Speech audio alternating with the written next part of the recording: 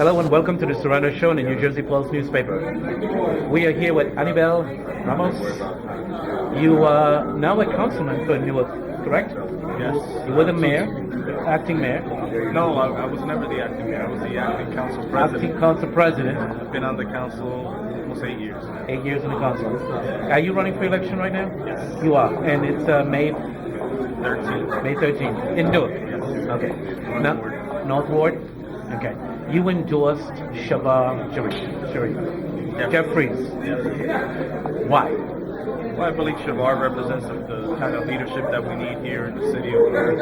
Someone that's courageous enough to come in and reform the way City Hall is currently operating. I believe there's a gap between the city government and our residents when it comes to the services that we offer.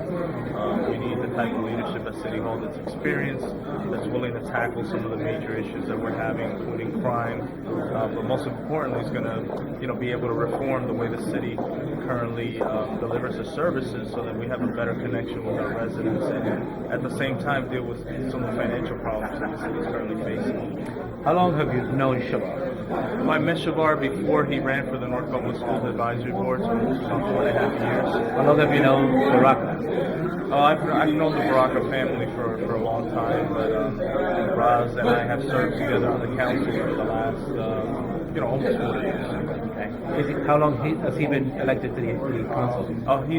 He's run a number of times. He was appointed previously and was elected a few years ago as the South Newark Councilman. So I think this is his first time. First term? Yes. And he's vying to be mayor? Yes. Why did you pick Shavar instead of Baraka? Well, like I said, I think Shavar represents the kind of reformist leadership style that City Hall needs. We definitely, I've been on the council 8 years. I don't drive a city car. I don't use a city phone. I've led the charge to reduce council and clerk expenses because I believe City Hall needs to be managed more efficiently and we need to invest in services that matter more to our residents.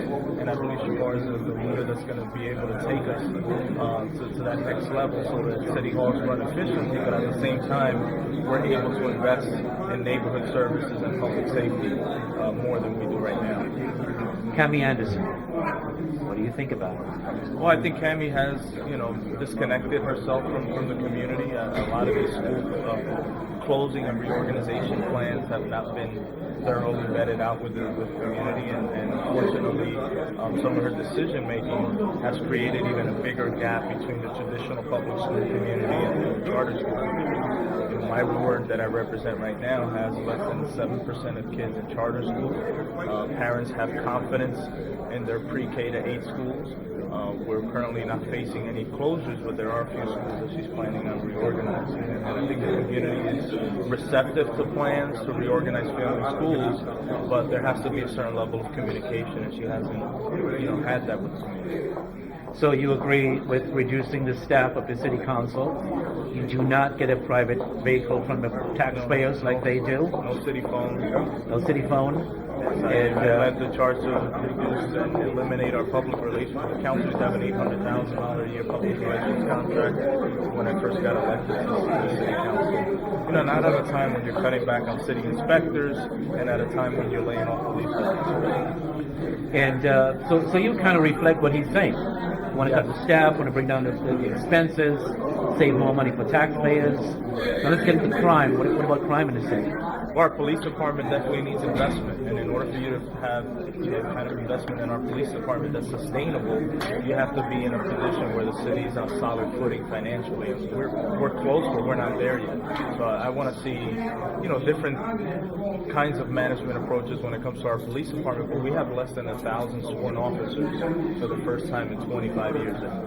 So I believe our police department has opportunities to greater utilize technology, to civilianize certain functions within the department, but the bottom line is we have to hire more officers in our department. And that's only possible if we're in a stable position financially, which we're not right now. And how do you plan to get the funds into the police department to do that?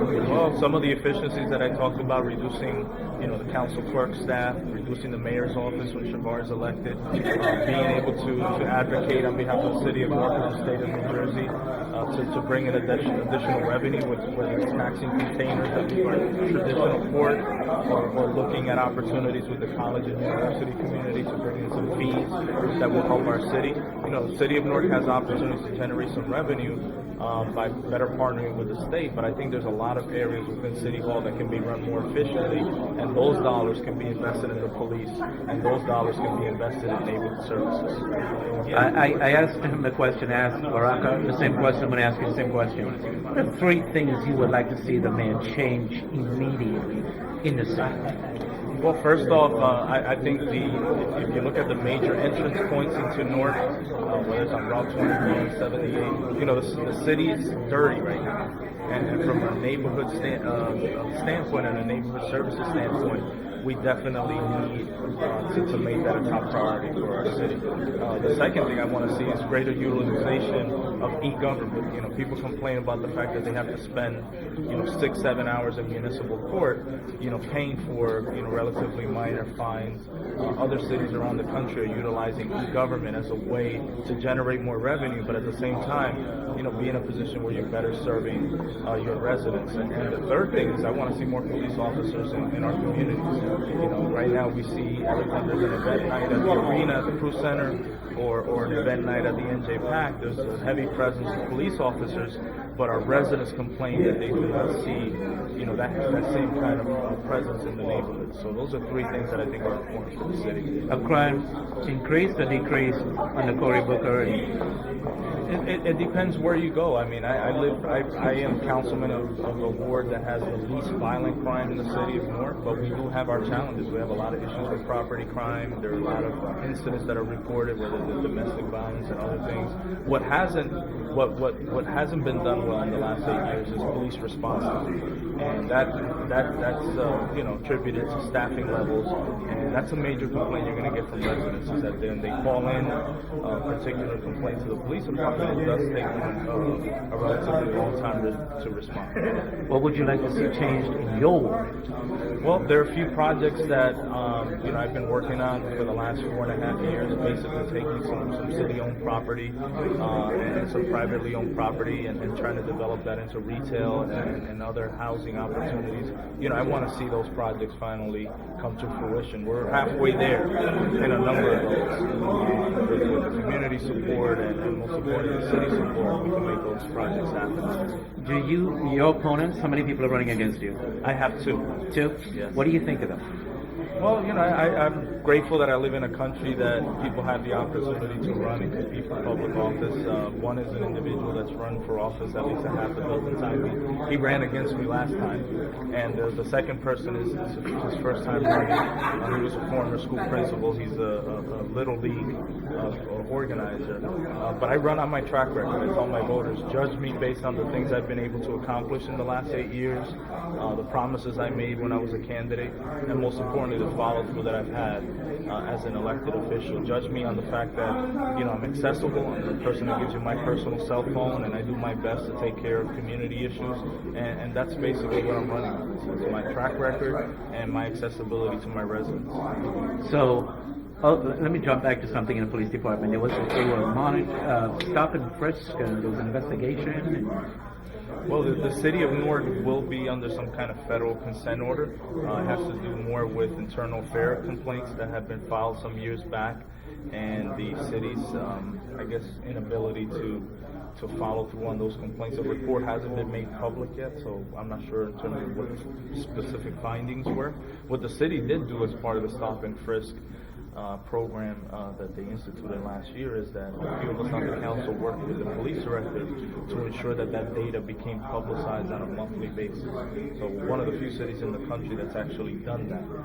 But I'm curious to see what the Department of Justice's findings are, and it's an opportunity for the police department to further reform itself to be more responsive to our citizens. So I'm going to go back to Remember when Cory Booker came in and you guys voted, he did the fifth vote to have this lady on the city council?